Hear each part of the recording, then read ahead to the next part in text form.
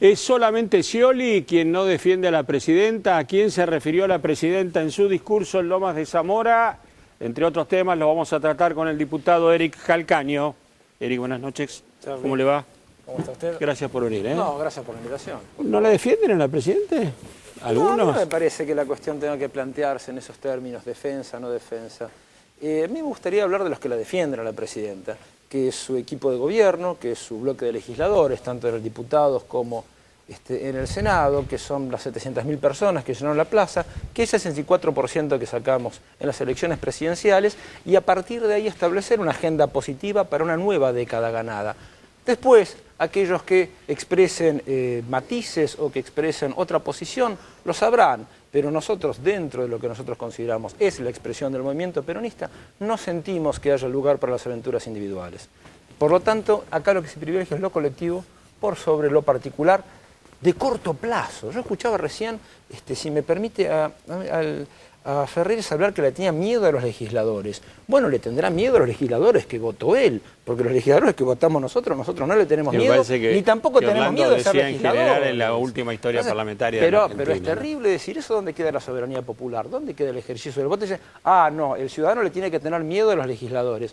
Pero es terrible, además, usar argumentos psicológicos para explicar lo que es en realidad un comportamiento de grupos sociales. También es una confusión bastante importante. No, fugan porque tienen miedo. Y también fugaban durante la época de la dictadura militar, también fugaban en los momentos. Yo creo que no se refería específicamente a que fugaban ahora, sino que fugaron durante años y anteriores. Pero entonces la razón principal no es el miedo, sino quizás un comportamiento social predatorio, que es apropiarse del excedente económico que tiene la Argentina, que fabrican todos los argentinos, y girarlo al exterior. En ese contexto, Eric, en este contexto, ¿usted confía en que el blanqueo ande bien? No me gusta. Sí, yo creo que va a ir bien, pero no es una cuestión. A veces hay una construcción de un hecho notable que por la sola existencia de ese hecho notable pareciera que se resuelve todo. Y no es así. La política es construcción, la política también es tiempo. Cuando uno piensa en que se festejó el Día del Periodista porque se fundó la Gaceta de Mariano Moreno, que precisamente propendía a difundir las ideas de la Revolución de Mayo y del siglo de las luces, bueno, eso hace parte de un montón de construcciones y de derechos que se han adquirido a lo largo del tiempo. François Furet hablaba que la Revolución Francesa en realidad duró un siglo y no los tiempos cronológicos que nosotros la conocemos.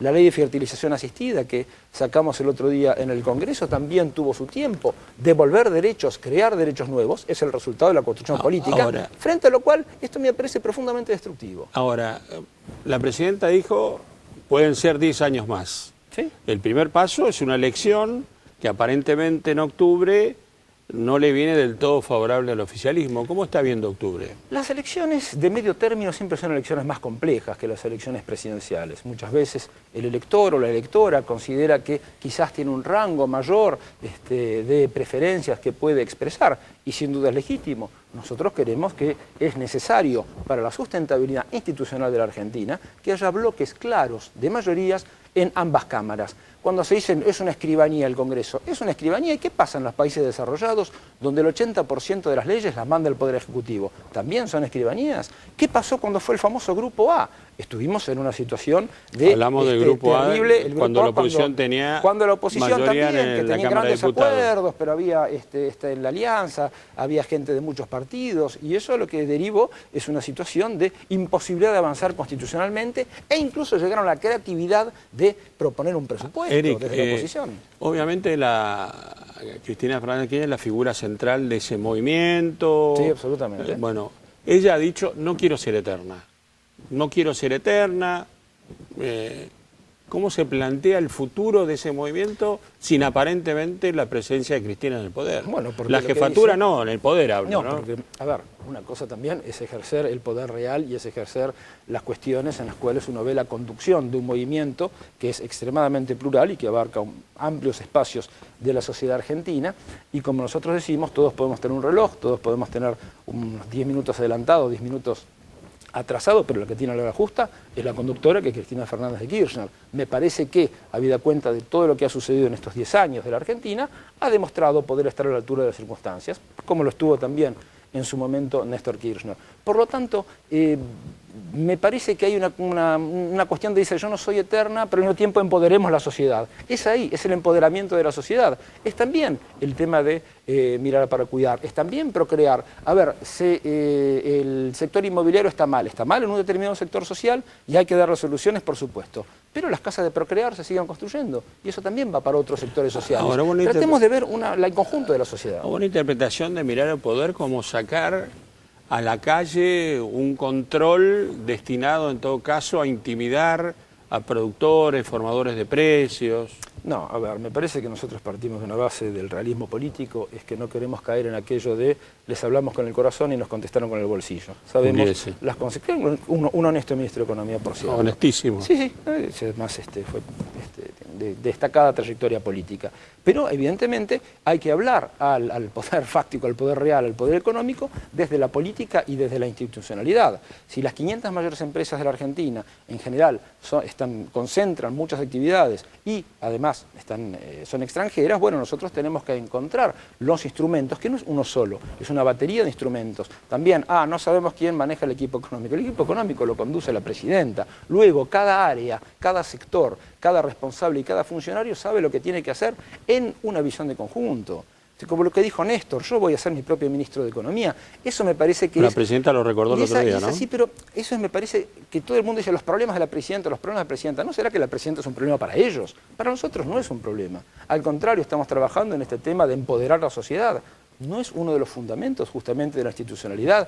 Y comparar a los chicos, las chicas, los compañeros, las compañeras, los ciudadanos que van a relevar los precios en los supermercados con otras experiencias políticas que están en las antípodas editorial de La Nación que provocó un revuelo. 1933, época pre-nazi. Sí, estamos en el 2003. Y si usted se fija, no sé cuánto tiempo tengo más, pero muy rápidamente.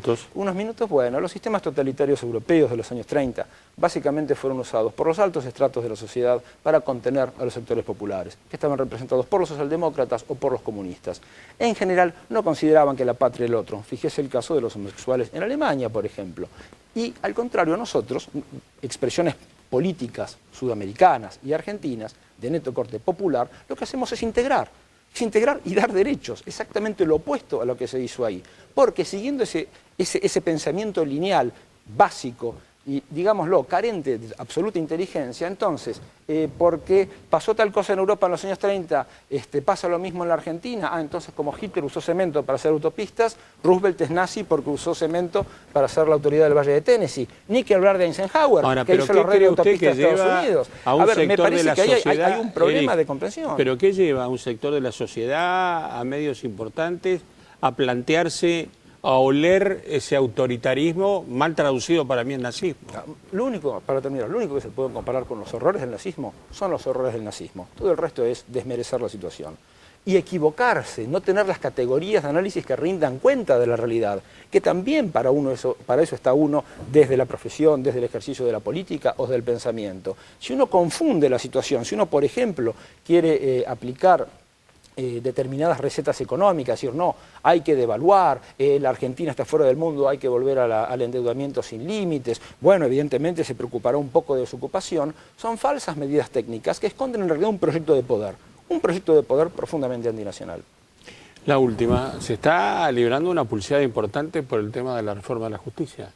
Y es importante porque en nuestra concepción también pensamos que todo lugar en donde se ejerza un poder, sea ejecutivo, legislativo o en este caso judicial, tiene que haber un componente democrático, tiene que haber un componente de voto. Tan poca confianza le tiene al pueblo argentino, y mire que nosotros hemos ganado, hemos perdido elecciones, las hemos vuelto a ganar. La cuestión es dinámica. Me parece que no logran comprender y por eso mismo caen en el insulto permanente hacia la presidenta antes que tratar de hacer una propuesta. Supongamos, esto es una hipótesis. Además lo que se elige es el Consejo de la Magistratura, no los jueces. Supongamos que la Corte diga no. Es inconstitucional esa elección. Bueno, ¿Acata el gobierno eso? A ver, evidentemente incluso hay mecanismos institucionales para ver lo que podría llegar a significar un conflicto entre poderes. Nosotros pensamos desde la Revolución de Independencia norteamericana, la Revolución Francesa y la Revolución de Mayo, que la soberanía reside esencialmente en el pueblo. Luego las formas de sufragio aceptadas aceptables y aceptadas por todos, las PASO, la institucionalidad que le damos, nos confiere cierta legitimidad a la hora de emitir una ley, de debatirla y de sancionar una ley. Ir contra la voluntad popular, bueno, Roosevelt tuvo el mismo problema en los años 30, tuvo graves conflictos con su Corte Suprema, hasta que, bueno, con el tiempo ¿el gobierno se fueron acata o no reemplazando. la decisión en tal hipótesis? Pero me parece que eso habría que estudiar la situación cuando efectivamente se dé. Lo que yo digo es, nosotros tenemos, la Argentina, la Constitución establece también cuáles son los mecanismos para resolver un problema de índole de conflicto entre poderes. Diputado. Pero me parece que también la Corte va a estar a la altura de las circunstancias. Gracias por haber venido. Muchas gracias a usted. Una pausa.